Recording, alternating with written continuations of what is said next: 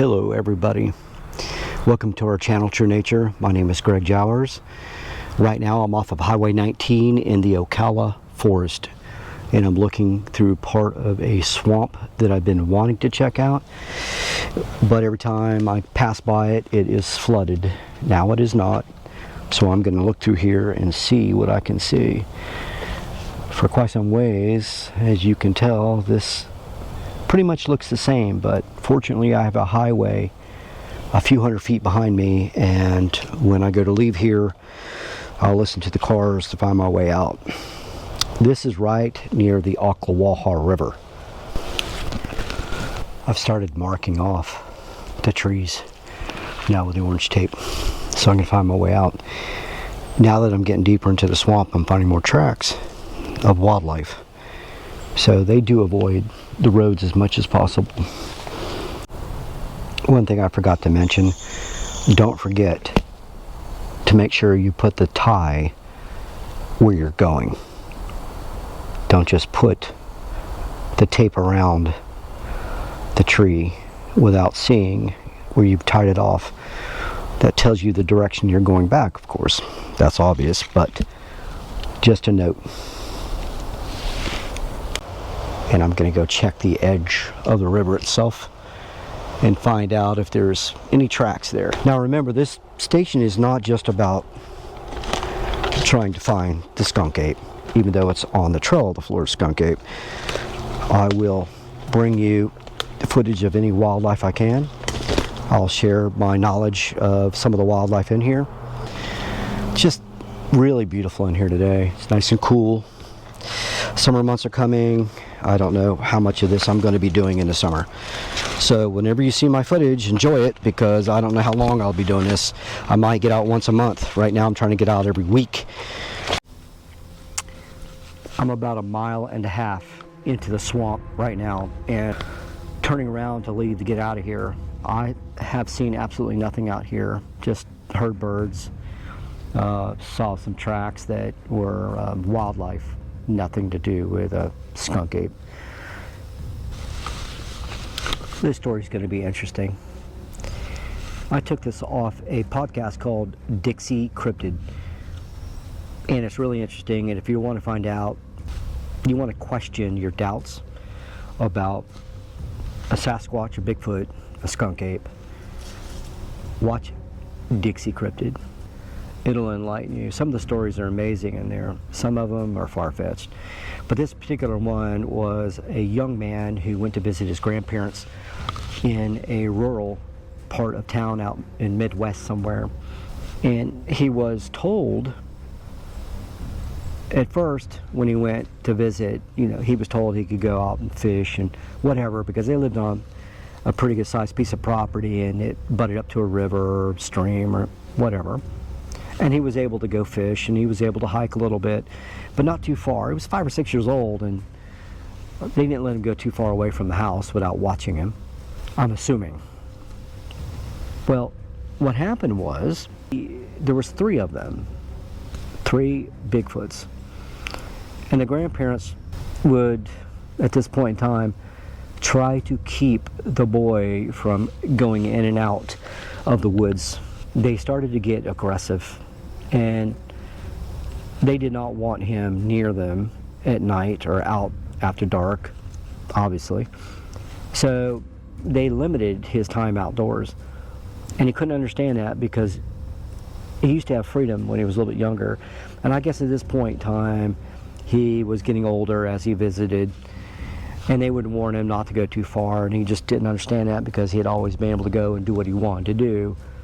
However, at this point, he couldn't do it any longer. And the grandfather and grandmother decided to tell him what was going on.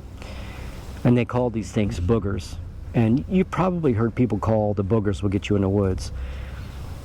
Well, apparently, people have known about them for quite some time. The boy was in the outhouse. They didn't have plumbing. And something had slapped the wall of the outhouse.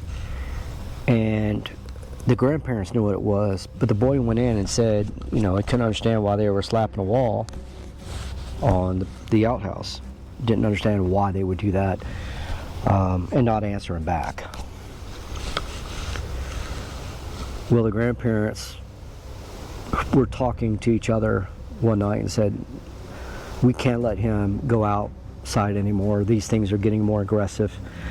Apparently they were taking the eggs, the chicken eggs that they had, and they were looking for more food all the time.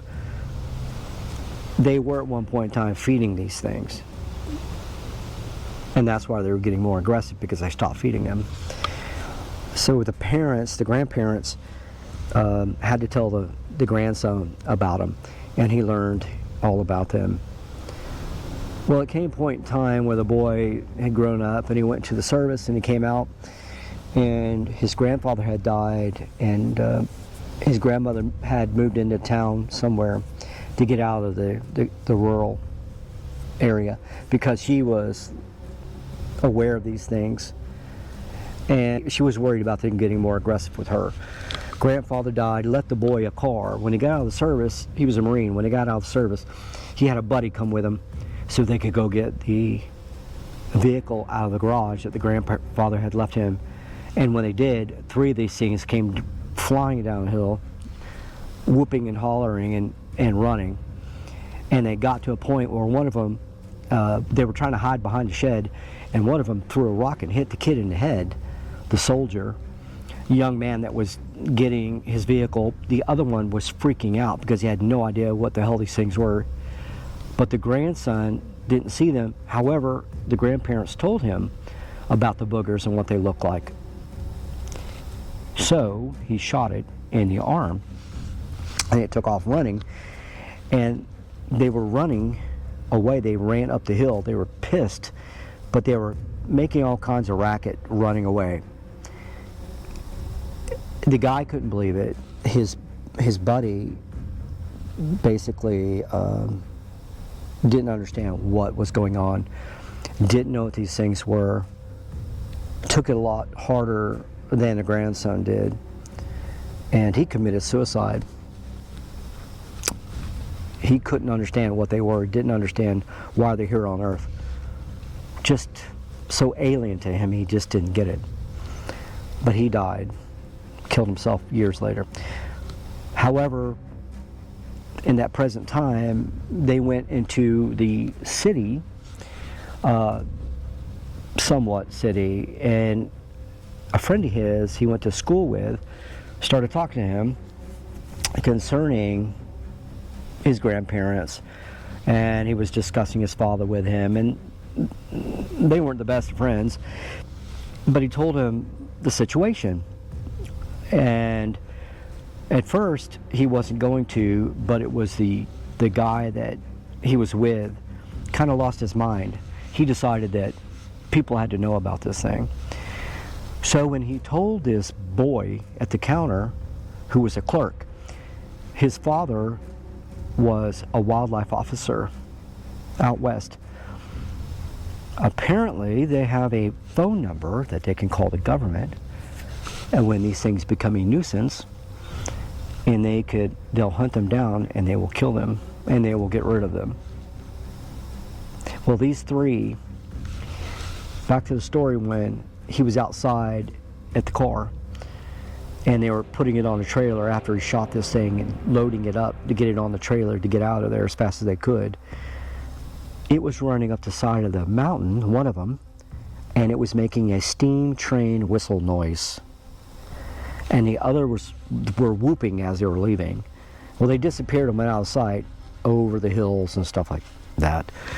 The father went out, found a cow that was slaughtered in the back pasture of the grandparents' house, and apparently it was somebody else's land, and these things were killing the cattle.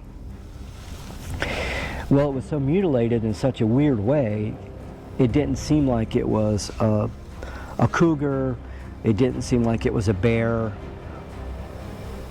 They tried to figure out what it was, and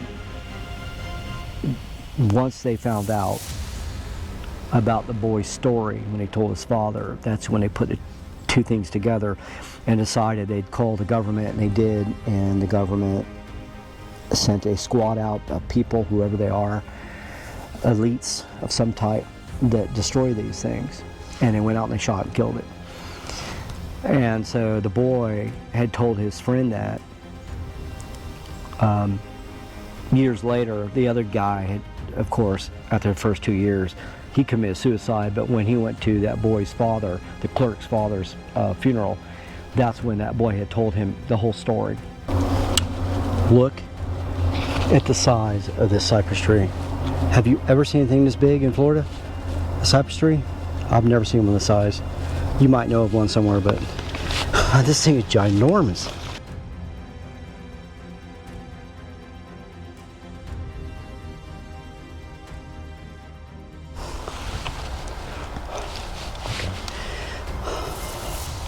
I think it's absolutely massive. I mean, look at that.